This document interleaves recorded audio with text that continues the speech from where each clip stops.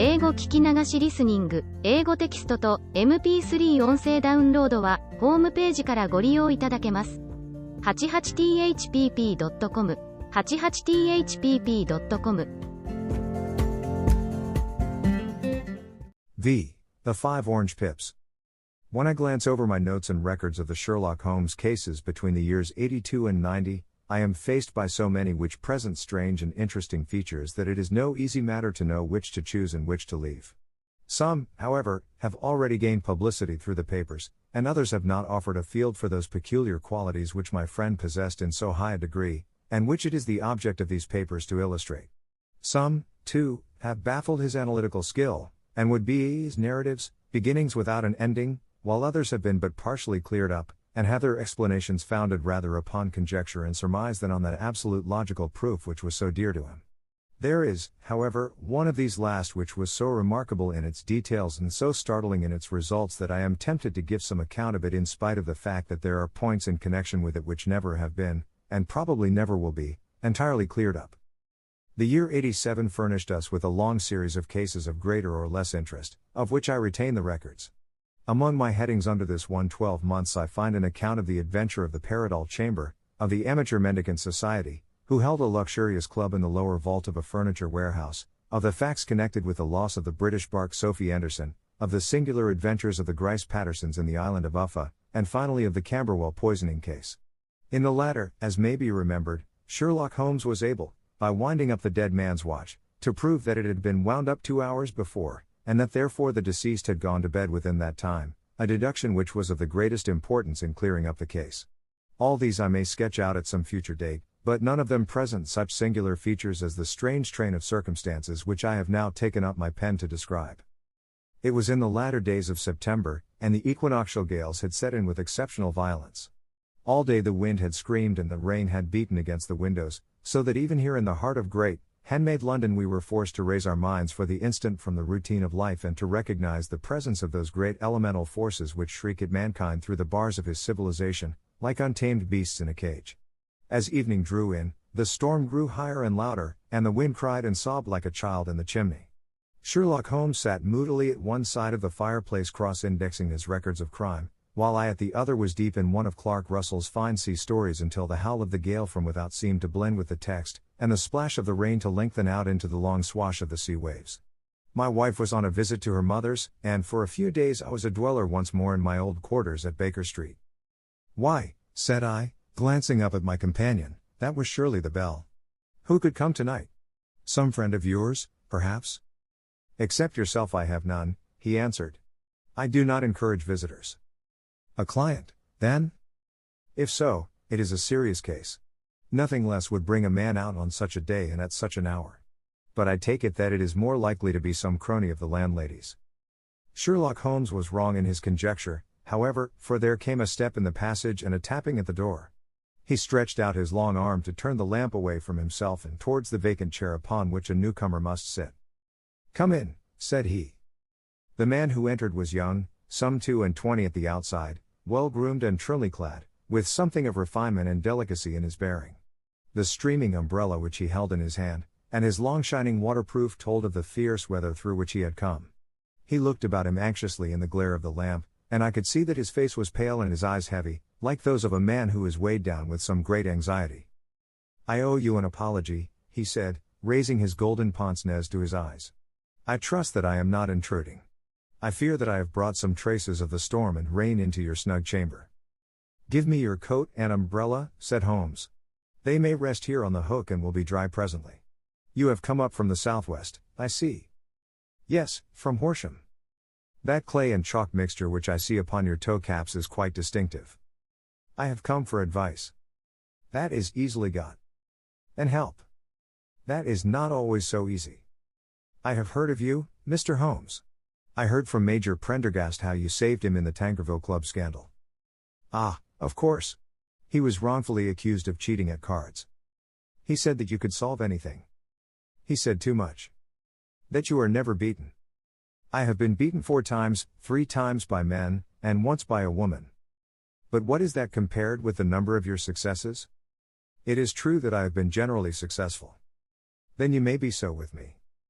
I beg that you will draw your chair up to the fire and favor me with some details as to your case. It is no ordinary one. None of those which come to me are. I am the last court of appeal. And yet I question, sir, whether, in all your experience, you have ever listened to a more mysterious and inexplicable chain of events than those which have happened in my own family. You fill me with interest, said Holmes. Pray give us the essential facts from the commencement, and I can afterwards question you as to those details which seem to me to be most important. The young man pulled his chair up and pushed his wet feet out towards the blaze. My name, said he, is John Openshaw, but my own affairs have, as far as I can understand, little to do with this awful business. It is a hereditary matter, so in order to give you an idea of the facts, I must go back to the commencement of the affair. You must know that my grandfather had 2 sons, my uncle Elias and my father Joseph. My father had a small factory at Coventry, which he enlarged at the time of the invention of bicycling. He was a patentee of the Openshaw unbreakable tire, and his business met with such success that he was able to sell it and to retire upon a handsome competence. My uncle Elias emigrated to America when he was a young man and became a planter in Florida, where he was reported to have done very well. At the time of the war he fought in Jackson's army, and afterwards under Hood, where he rose to be a colonel. When Lee laid down his arms my uncle returned to his plantation, where he remained for 3 or 4 years. About 1869 or 1870 he came back to Europe and took a small estate in Sussex, near Horsham. He had made a very considerable fortune in the States, and his reason for leaving them was his aversion to the Negroes, and his dislike of the Republican policy in extending the franchise to them. He was a singular man, fierce and quick-tempered, very foul-mouthed when he was angry, and of a most retiring disposition. During all the years that he lived at Horsham, I doubt if ever he set foot in the town. He had a garden and 2 or 3 fields round his house, and there he would take his exercise, though very often for weeks on end he would never leave his room. He drank a great deal of brandy and smoked very heavily, but he would see no society and did not want any friends, not even his own brother. He didn't mind me, in fact, he took a fancy to me, for at the time when he saw me first I was a youngster of 12 or so. This would be in the year 1878, after he had been 8 or 9 years in England. He begged my father to let me live with him and he was very kind to me in his way. When he was sober he used to be fond of playing backgammon and draughts with me, and he would make me his representative both with the servants and with the tradespeople, so that by the time that I was 16 I was quite master of the house. I kept all the keys and could go where I liked and do what I liked, so long as I did not disturb him in his privacy. There was one singular exception, however, for he had a single room, a lumber room up among the attics, which was invariably locked, and which he would never permit either me or anyone else to enter. With a boy's curiosity I have peeped through the keyhole, but I was never able to see more than such a collection of old trunks and bundles as would be expected in such a room. One day, it was in March, 1883, a letter with a foreign stamp lay upon the table in front of the colonel's plate. It was not a common thing for him to receive letters, for his bills were all paid in ready money, and he had no friends of any sort. From India, said he as he took it up, Pondicherry postmark. What can this be? Opening it hurriedly, out there jumped 5 little dried orange pips, which pattered down upon his plate. I began to laugh at this, but the laugh was struck from my lips at the sight of his face. His lip had fallen, his eyes were protruding, his skin the color of putty, and he glared at the envelope which he still held in his trembling hand. K. He shrieked, and then, my God, my sins have overtaken me. What is it, uncle? I cried. Death, said he, and rising from the table he retired to his room, leaving me palpitating with horror. I took up the envelope and saw scrawled in red ink upon the inner flap, just above the gum, the letter K 3 times repeated. There was nothing else save the 5 dried pips. What could be the reason of his overpowering terror? I left the breakfast table, and as I ascended the stair I met him coming down with an old rusty key, which must have belonged to the attic, in one hand, and a small brass box, like a cash box, in the other. They may do what they like, but I'll checkmate them still, said he with an oath. Tell Mary that I shall want a fire in my room today, and send down to Fordham, the Horsham lawyer. I did as he ordered, and when the lawyer arrived I was asked to step up to the room. The fire was burning brightly and in the grate there was a mass of black, fluffy ashes, as of burned paper, while the brass box stood open and empty beside it. As I glanced at the box I noticed, with a start, that upon the lid was printed the treble K which I had read in the morning upon the envelope. I wish you, John, said my uncle, to witness my will. I leave my estate, with all its advantages and all its disadvantages, to my brother, your father, whence it will, no doubt, descend to you. If you can enjoy it in peace, well and good. If you find you cannot, take my advice, my boy, and leave it to your deadliest enemy. I am sorry to give you such a two-edged thing, but I can't say what turn things are going to take.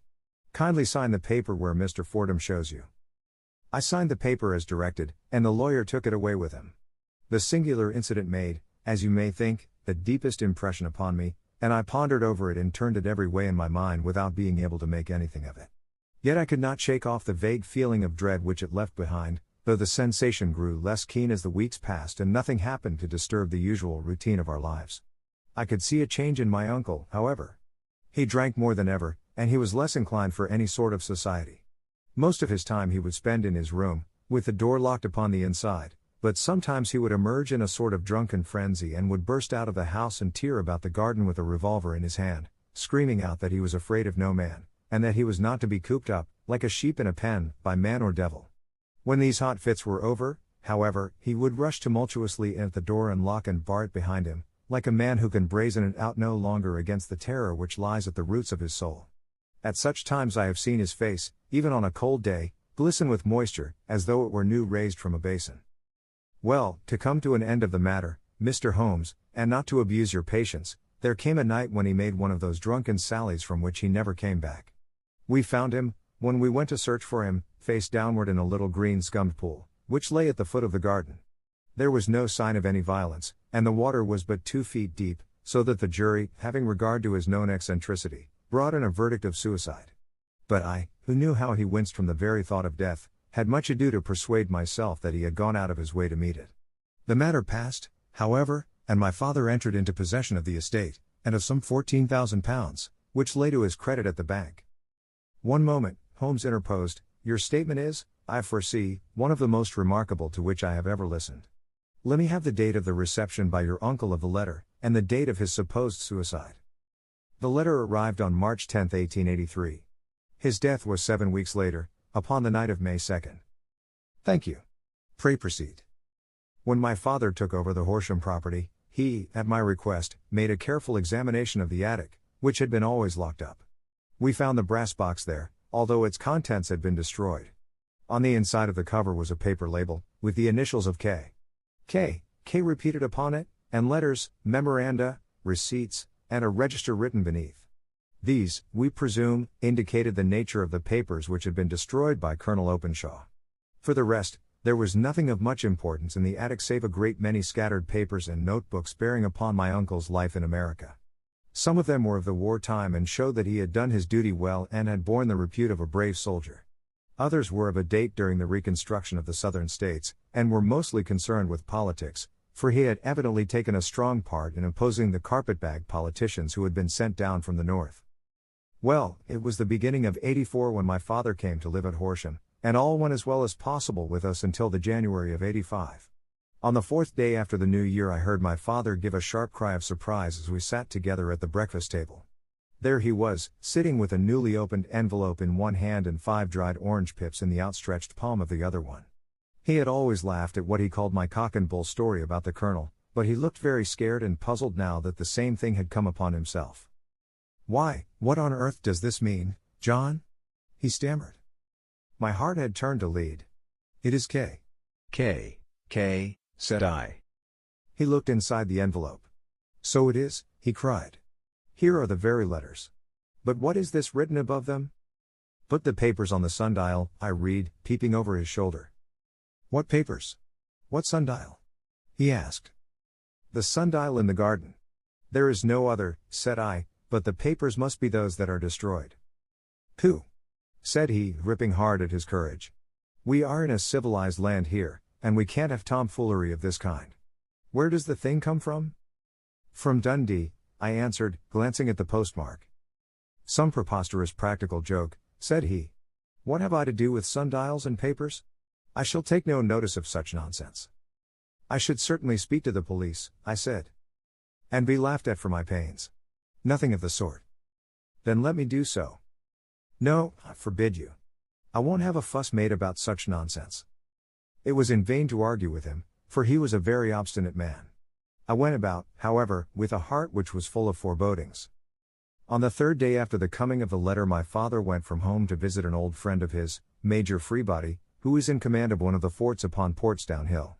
I was glad that he should go, for it seemed to me that he was farther from danger when he was away from home. In that, however, I was in error.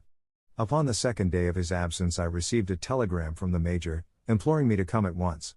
My father had fallen over one of the deep chalk pits which abound in the neighborhood, and was lying senseless, with a shattered skull. I hurried to him, but he passed away without having ever recovered his consciousness.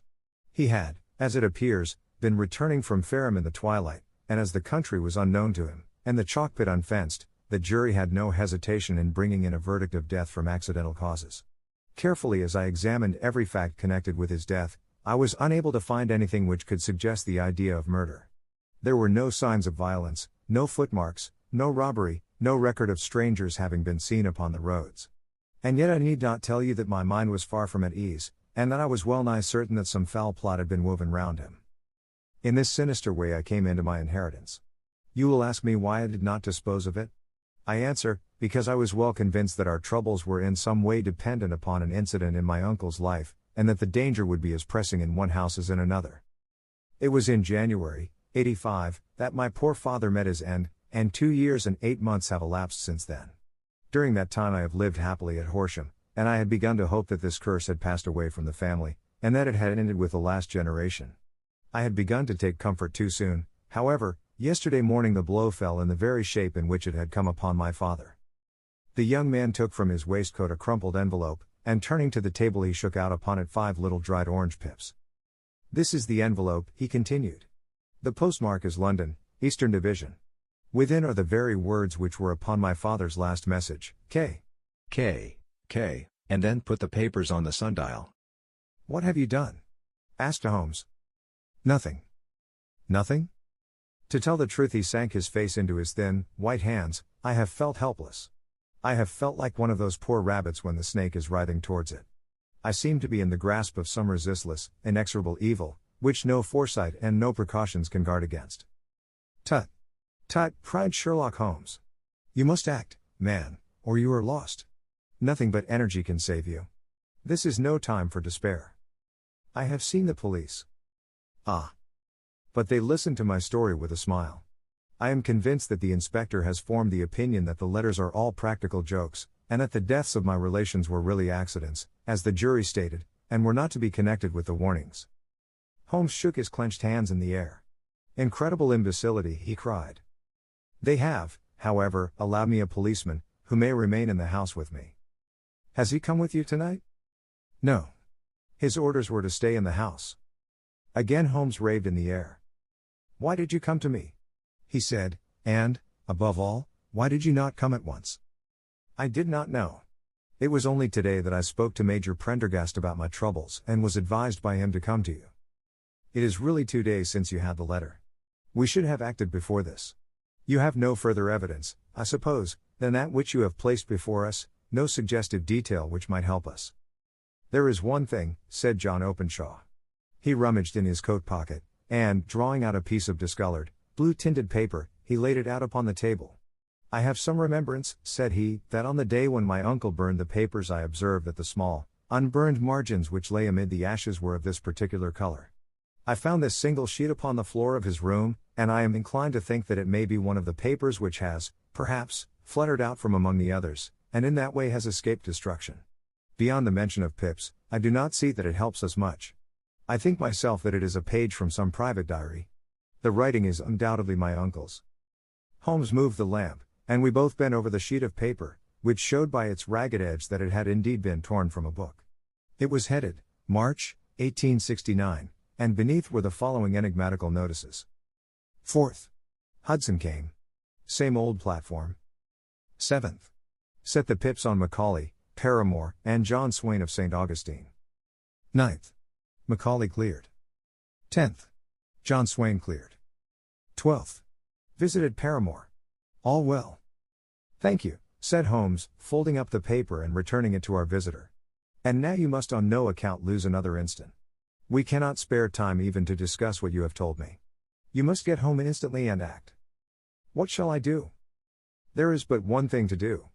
It must be done at once. You must put this piece of paper which you have shown us into the brass box which you have described.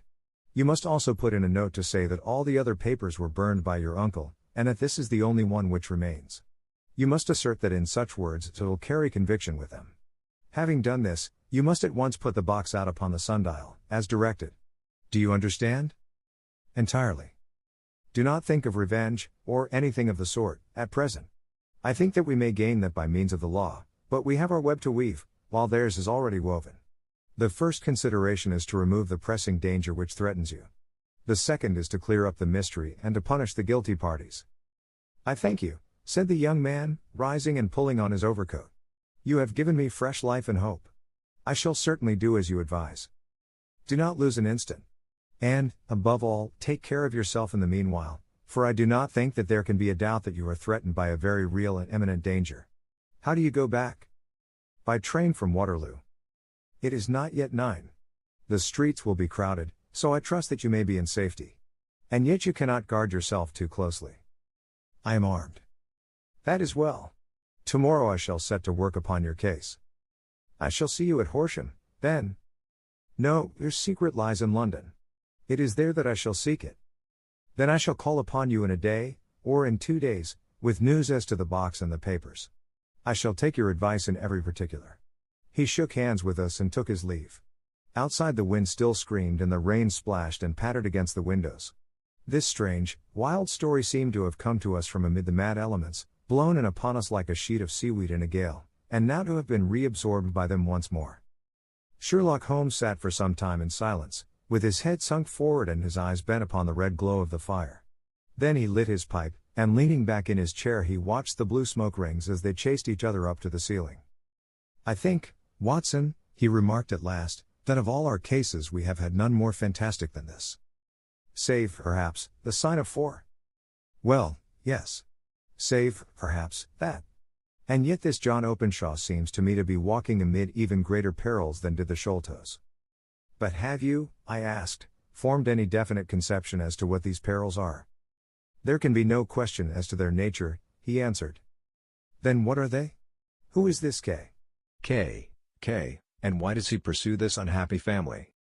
Sherlock Holmes closed his eyes and placed his elbows upon the arms of his chair, with his fingertips together. The ideal reasoner, he remarked, would, when he had once been shown a single fact in all its bearings, deduce from it not only all the chain of events which led up to it but also all the results which would follow from it. As Cuvier could correctly describe a whole animal by the contemplation of a single bone, so the observer who has thoroughly understood one link in a series of incidents should be able to accurately state all the other ones, both before and after. We have not yet grasped the results which the reason alone can attain to. Problems may be solved in the study which have baffled all those who have sought a solution by the aid of their senses.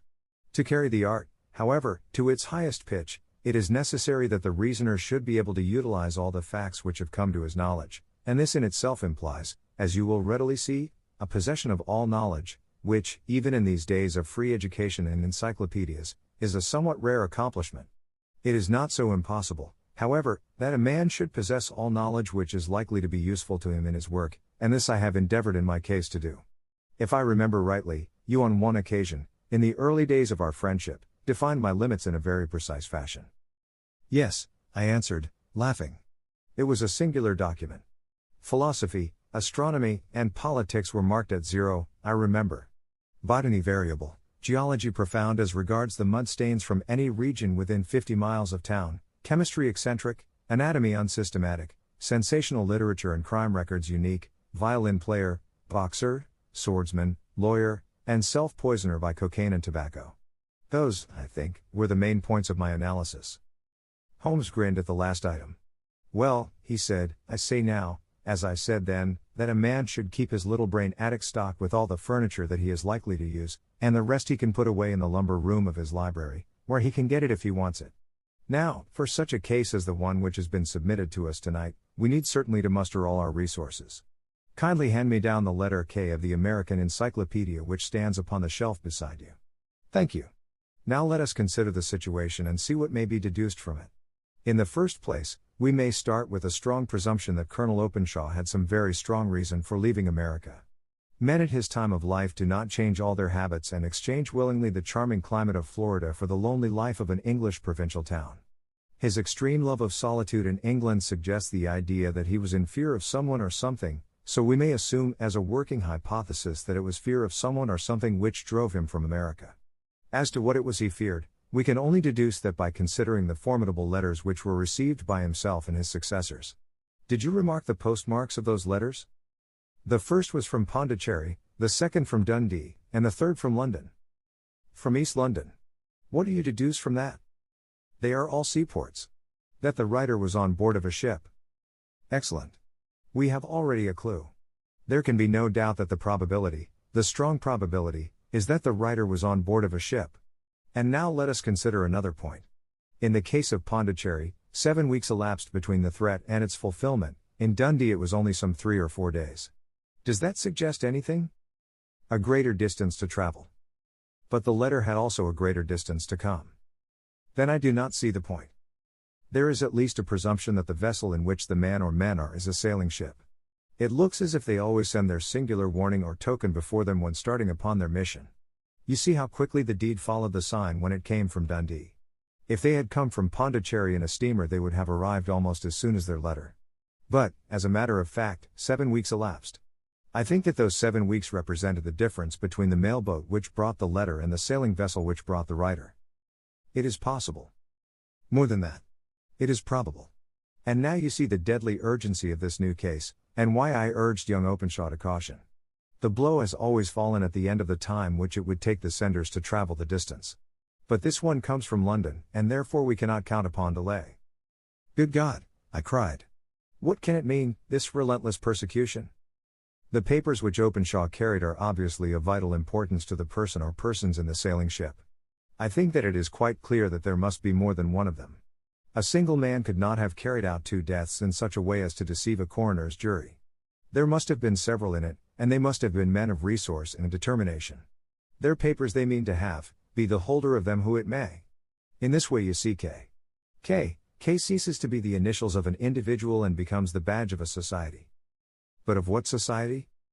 Have you never, said Sherlock Holmes, bending forward and sinking his voice, have you never heard of the Ku Klux Klan? I never have. Holmes turned over the leaves of the book upon his knee. Here it is, said he presently. Ku Klux Klan. A name derived from the fanciful resemblance to the sound produced by cocking a rifle.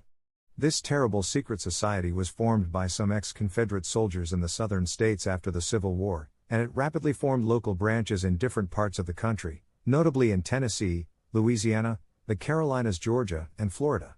Its power was used for political purposes, principally for the terrorizing of the Negro voters and the murdering and driving from the country of those who were opposed to its views.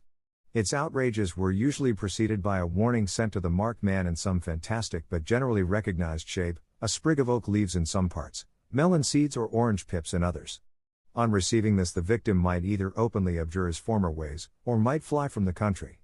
If he braved the matter out, death would unfailingly come upon him, and usually in some strange and unforeseen manner. So perfect was the organization of the society, and so systematic its methods, that there is hardly a case upon record where any man succeeded in braving it with impunity, or in which any of its outrages were traced home to the perpetrators. For some years the organization flourished in spite of the efforts of the United States government and of the better classes of the community in the South.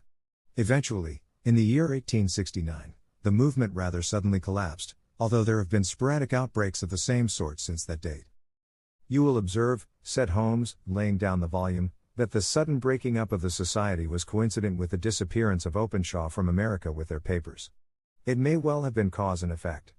It is no wonder that he and his family have some of the more implacable spirits upon their track. You can understand that this register and diary may implicate some of the first men in the South, and that there may be many who will not sleep easy at night until it is recovered. Then the page we have seen is such as we might expect. It ran, if I remember right, sent the pips to A, B, and C, that is, sent the society's warning to them. Then there are successive entries that A and B cleared, or left the country, and finally that C was visited, with, I fear, a sinister result for C. Well, I think, Doctor, that we may let some light into this dark place, and I believe that the only chance young Openshaw has in the meantime is to do what I have told him. There is nothing more to be said or to be done tonight, so hand me over my violin and let us try to forget for half an hour the miserable weather and the still more miserable ways of our fellow men. It had cleared in the morning, and the sun was shining with a subdued brightness through the dim veil which hangs over the great city. Sherlock Holmes was already at breakfast when I came down. "You will excuse me for not waiting for you," said he. I foresee, a very busy day before me in looking into this case of young Openshaw's." "What steps will you take?" I asked. "It will very much depend upon the results of my first inquiries. I may have to go down to Horsham, after all." "You will not go there first?" "No, I shall commence with the city. Just ring the bell and the maid will bring up your coffee." As I waited, I lifted the unopened newspaper from the table and glanced my eye over it. It rested upon a heading which sent a chill to my heart. "Holmes," I cried, "you are too late." "Ah," said he, laying down his cup, "I feared as much. How was it done?" He spoke calmly, but I could see that he was deeply moved. My eye caught the name of Openshaw, and the heading "Tragedy near Waterloo Bridge."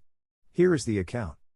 "Between 9 and 10 last night, Police Constable Cook, of the H Division, on duty near Waterloo Bridge, heard a cry for help and a splash in the water. The night, however, was extremely dark and stormy, so that, in spite of the help of several passers-by, it was quite impossible to effect a rescue. The alarm, however, was given, and, by the aid of the water police, the body was eventually recovered. It proved to be that of a young gentleman whose name, as it appears from an envelope which was found in his pocket, was John Openshaw, and whose residence is near Horsham. It is conjectured that he may have been hurrying down to catch the last train from Waterloo Station, and that in his haste and the extreme darkness he missed his path and walked over the edge of one of the small landing places for river steamboats. The body exhibited no traces of violence, and there can be no doubt that the deceased had been the victim of an unfortunate accident, which should have the effect of calling the attention of the authorities to the condition of the riverside landing stages." We sat in silence for some minutes, Holmes more depressed and shaken than I had ever seen him. "That hurts my pride, Watson," he said at last. "It is a petty feeling, no doubt, but it hurts my pride. It becomes a personal matter with me now, and, if God sends me health, I shall set my hand upon this gang. That he should come to me for help, and that I should send him away to his death." He sprang from his chair and paced about the room in uncontrollable agitation, with a flush upon his sallow cheeks and a nervous clasping and unclasping of his long thin hands. "They must be cunning devils," he exclaimed at last. "How could they have decoyed him down there? The embankment is not on the direct line to the station. The bridge, no doubt, was too crowded, even on such a night, for their purpose. Well, Watson, we shall see who will win in the long run. I am going out now." "To the police?" "No, I shall be my own police. When I have spun the web they may take the flies, but not before." All day I was engaged in my professional work, and it was late in the evening before I returned to Baker Street. Sherlock Holmes had not come back yet. It was nearly 10 o'clock before he entered, looking pale and worn. He walked up to the sideboard, and tearing a piece from the loaf he devoured it voraciously, washing it down with a long draught of water. "You are hungry?" I remarked. "Starving." It had escaped my memory. "I have had nothing since breakfast." "Nothing?" "Not a bite. I had no time to think of it." "And how have you succeeded?" "Well. You have a clue?" "I have them in the hollow of my hand. Young Openshaw shall not long remain unavenged. Why, Watson, let us put their own devilish trademark upon them. It is well thought of." "What do you mean?" He took an orange from the cupboard, and tearing it to pieces he squeezed out the pips upon the table. Of these he took 5 and thrust them into an envelope. On the inside of the flap he wrote S. H for J. Oh, then he sealed it and addressed it to Captain James Calhoun, Bark Lone Star, Savannah, Georgia. "That will await him when he enters port," said he, chuckling. "It may give him a sleepless night. He will find it as sure a precursor of his fate as Openshaw did before him." "And who is this Captain Calhoun?" "The leader of the gang. I shall have the others, but he first." "How did you trace it, then?" He took a large sheet of paper from his pocket, all covered with dates and names. "I have spent the whole day," said he, "over Lloyd's registers and files of the old papers, following the future career of every vessel which touched at Pondicherry in January and February in '83. There were 36 ships of fair tonnage which were reported there during those months. Of these, one, the Lone Star, instantly attracted my attention, since, although it was reported as having cleared from London, the name is that which is given to one of the states of the Union. Texas, I think. I was not and am not sure which, but I knew that the ship must have an American origin." "What then?" I searched the Dundee records, and when I found that the bark Lone Star was there in January, 85, my suspicion became a certainty. I then inquired as to the vessels which lay at present in the port of London. Yes? The Lone Star had arrived here last week. I went down to the Albert Dock and found that she had been taken down the river by the early tide this morning, homeward bound to Savannah. I wired to Gravesend and learned that she had passed some time ago, and as the wind is easterly I have no doubt that she is now past the good winds and not very far from the Isle of Wight. What will you do, then? Oh, I have my hand upon him. He and the 2 mates are, as I learn, the only native-born Americans in the ship. The others are Finns and Germans. I know, also, that they were all 3 away from the ship last night. I had it from the stevedore who has been loading their cargo. By the time that their sailing ship reaches Savannah, the mailboat will have carried this letter, and the cable will have informed the police of Savannah that these 3 gentlemen are badly wanted here upon a charge of murder. There is ever a flaw, however, in the best laid of human plans, and the murderers of John Openshaw were never to receive the orange pips which would show them that another, as cunning and as resolute as themselves, was upon their track. Very long and very severe were the equinoctial gales that year. We waited long for news of the Lone Star of Savannah, but none ever reached us. We did at last hear that somewhere far out in the Atlantic a shattered stern post of a boat was seen swinging in the trough of a wave, with the letters L.S. carved upon it, and that is all which we shall ever know of the fate of the Lone Star. 物語の続きはホームページからお聞きいただけます。また、テキスト、MP3 ダウンロードも合わせてご利用ください。88thpp.com 88thpp.com